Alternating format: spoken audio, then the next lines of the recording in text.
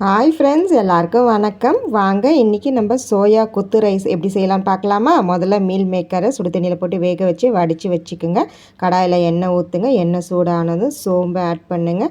சோம்பு நல்லா பொரிஞ்ச உடனே கொஞ்சமாக கருவேப்பிலை ஆட் பண்ணுங்கள். அதுக்கப்புறம் முட்டை ஆட் பண்ணுங்கள். நீங்கள் ஒன்றோ ரெண்டோ கூட நீங்கள் ஆட் பண்ணிக்கலாம். இன்றைக்கி நான் ஒன்று ஆட் பண்ணியிருக்கேன்.